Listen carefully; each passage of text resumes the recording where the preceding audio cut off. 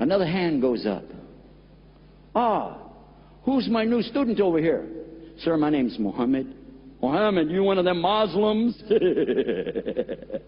Yes, sir.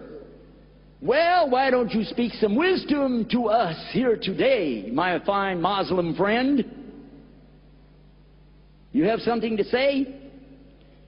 Sir, I'd like to ask you a question. Oh, you want to ask me something? Go ahead, boy. Bring it on. Sir, is there such a thing as light? You trying to be funny, boy? No, I'm just asking a question. Of course, there's light. There's light all over the place. Open your eyes. Light is everywhere. Yes, sir. Yes, sir. I understand. Second part of the question, sir. Is there darkness? Well, now, son, if there was... Everybody knows there's darkness. There's light and there's darkness. No, sir. There's not. Huh? What are you talking about? Sir, there's light. There's light all over the place here. We have watts of light, megawatts of light. Light from light bulbs, candles, lanterns, flashlights, matches, the sun, the moon. There's all kind of light, sir. But what kind of darkness is there? You can bring me a light bulb, a flashlight, a match. But, sir, can you bring me a bag of darkness? I failed to see your point, son. What do you have to say? Get it said and get it done. Sir, what I'm saying is there is light. But there's no such thing as darkness. There's an absence of light. An absence of light that we call darkness. But that's our perception. That is only our perception. We gave it a name, but it doesn't really exist. It's the lack of light. What exists is light. And if it's not there, then there is nothing. So you have light or nothing. I fail to see your point, son. Sir, I would like to ask you one more question. Ask. Is there heat? Now there's heat. Everybody knows there's heat. It's getting hot in here. Yes, sir. Yes, sir. Is there cold?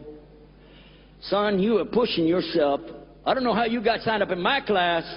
You don't know there's cold? Of course there's cold. No, sir, there's not. We have heat, and we measure heat in BTU, British Thermal Units. We measure heat in degrees on a thermometer. We have hot, we have very hot, we have the hottest of hot. But, sir, you can bring heat, but can you bring cold? Because there's no limit on how high heat can go, according to your testable evidence, but there is a limit on how cold can go. 452 degrees Kelvin. After that, it doesn't get any colder than that. That's it. That's the coldest cold there is. According to your science, your testable evidence. What's your point, boy? Point is, sir, we give a name to something to describe how we perceive it, but it doesn't mean it exists. Sir, what's your opinion of God? You asking me? There isn't any God. Why? What do you mean, why? Can you prove there's a God? Show me a God. Anyway, hey, God, where are you? Oh, the blah. Remember, I'm just doing a part, okay? Sir, why don't you believe in God? That's simple, boy. Because we're talking about testable evidence here. If I don't hear it, if I don't see it, if I don't smell it, if I don't taste it, if I can't feel it with my hands, it don't exist. Oh, really? Sir, is there sound? You pushing me, boy. You pushing me. There is sound, yes? Yeah. All right. So there's sound that is very quiet, medium, loud, very loud, louder than loud. Yes or no? Yes. Sir, is there something called silence? I'd like to have some if there is any right now. No, sir, there's no such thing as silence. It's the absence of sound. Again, it's a perception that we give it. Boy, you're pushing my buttons. But what I'm saying, son, is this.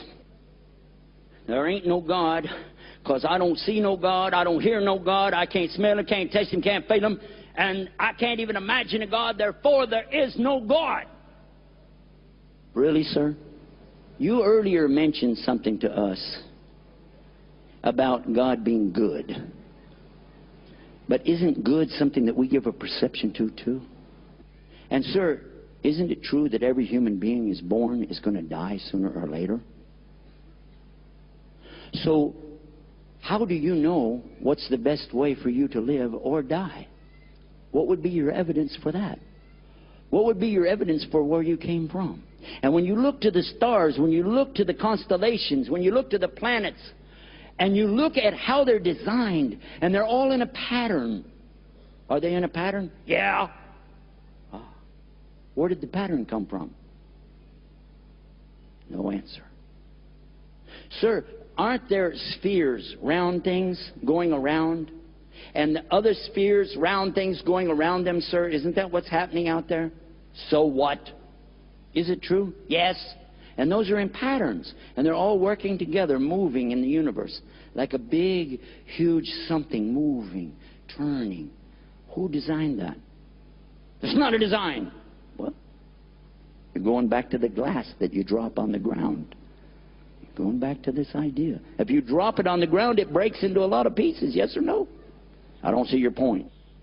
Just think, sir.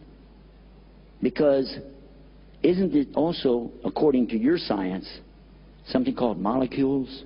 Yes. And aren't they little round things? Yes. What is your theory of the atom? Is it a round thing? So what?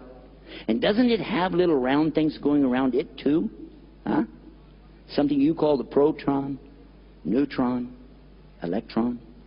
And don't they kind of work all together? So what? So you can't see either one with your naked eye. It wasn't until scientists invented a telescope that we knew what planets really were, right?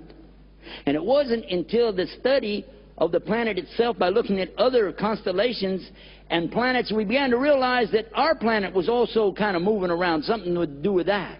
Is it? So what?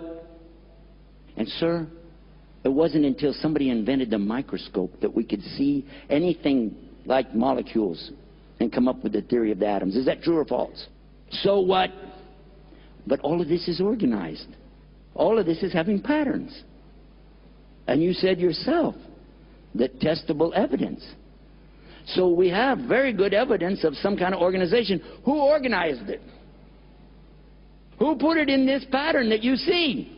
Who did that? Did you? No answer. Sir, you talked about God being good. You talked about the things that happen to human beings. And we already said that this is what we perceive. But we don't really know what is good. We don't know what's best for us. But if there's a creator of everything that has been created, and then he's the one who's taking care of everything, he's the sustainer, and then he's the one making things happen, it's up to him to decide what's the best for his creation, yes or no? No answer. Obviously, he's not going to answer that. Because he doesn't want to accept it, does he?